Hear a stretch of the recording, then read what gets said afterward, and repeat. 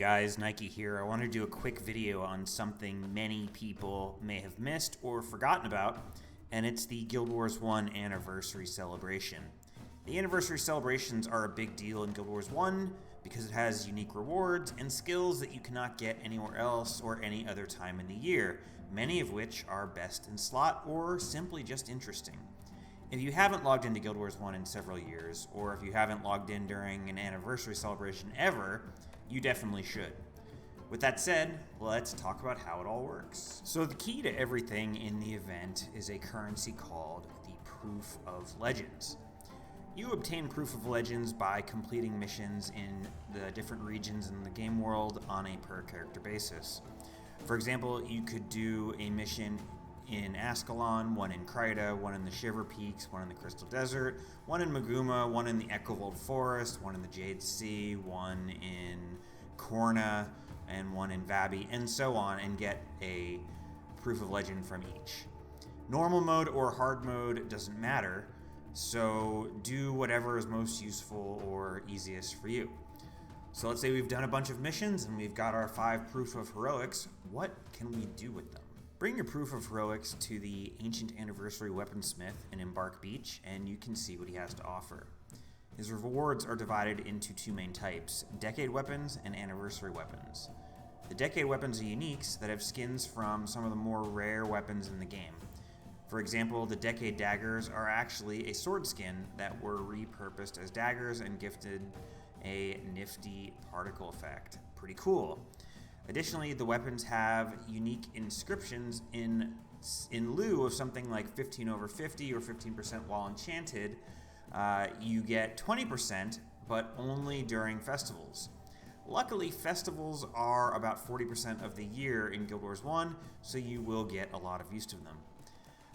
Lastly, the mod does appear to actually be bugged and gives over 40% more damage instead of the stated 20%. It also doesn't seem like ANET is going to ever get around to fixing this, so these are potentially very strong weapons. For the most part, unfortunately, they don't really have great mods on them to fit in many of the existing meta builds, with one exception, and that is the Dagger High Noon. The Dagger is Zealous of Fortitude, which is the recommended dagger mods for pretty much any of the meta dagger spam builds. If you play a Dagger, Sin, Warrior, Ranger, or one of the other less common ones, you will definitely want these daggers. Now, the Anniversary weapon skins are another can of worms entirely. They are fully modifiable rares with a twist.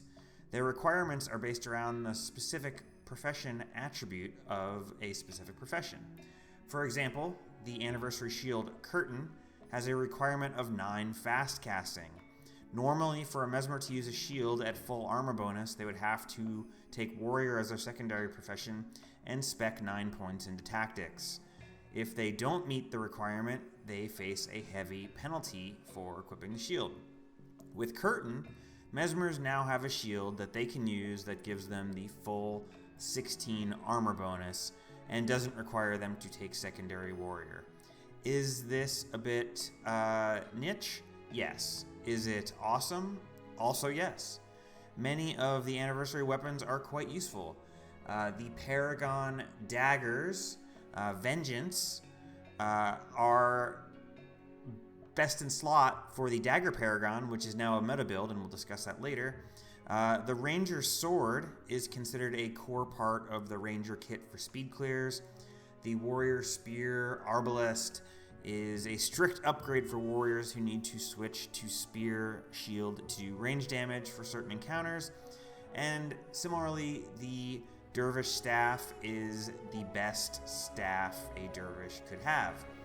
Also, you have some more less useful but still interesting weapons, such as the Mesmer Anniversary Hammer Verdict, or Monk Anniversary Hammer Verdict, that enables a new melee playstyle for Monk, and the Necro Scythe, which one is that? Sufferer, that enables what is the best general player build for Necro in general PvE.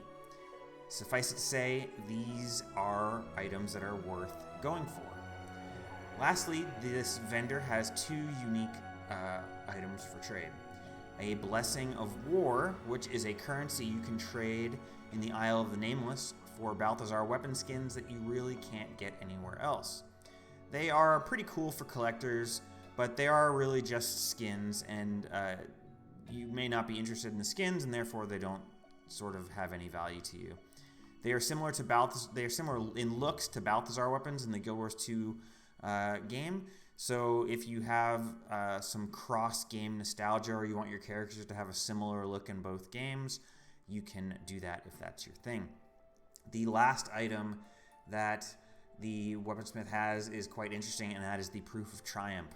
The Proof of Triumph you keep in your inventory, and it causes some particular bosses to spawn in some particular explorable areas, and those bosses have brand new unique skills that you can capture. More on that in a bit. Lastly, before you leave Embark Beach, you're going to want to speak to Pelora Sworn to Earth. Sworn to Earth will allow you to unlock a one-time extra storage panel in your Zunlai storage if you haven't already done it, and if you have some Proof of Legends in your inventory. This is a really cool value and must do. If you've already unlocked the extra storage panel, once per year you can get a free Blessing of War from Pelora, so you can get some of those Balthazar skins if you really want them that way. So let's talk a little bit more about the Proof of Triumph. Having the Proof of Triumph in your inventory when you explore certain particular areas will cause new bosses to spawn, and those bosses have some new elite skills. Some of the elite skills are references to Guild Wars 2 and the Guild Wars 2 elite specializations for the different professions, and others are just new or interesting designs. A few of them, like the Elementalist, is genuinely bad, but some of the others are build enabling and in fact meta changing. So let's go through some of the better ones and discuss and show what they can do. Warrior gets an elite that packs a 33% increased attack speed boost with a 16-point bonus to every weapon stat.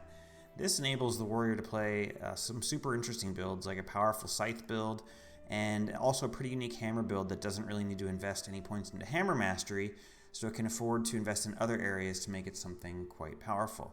If you're interested in the warrior build, I do have a full guide to the build elsewhere on my channel. But yeah, that's one of the things that you can do with it, and it's super awesome. The star of the show, however, is the new Paragon Echo Heroic Refrain. This skill is game-breakingly good. What it does is anyone under the effects of the Echo gets +4 to every attribute. And since it's an Echo, it can be maintained infinitely on all 8 players on the team. Having a team of Mesmers with 20 domination magic and 17 fast casting unsurprisingly turns out to be pretty good. Additionally, having extra attributes on your defensive and support party members juices them to levels that you didn't previously have, so you don't have to invest as much in defense.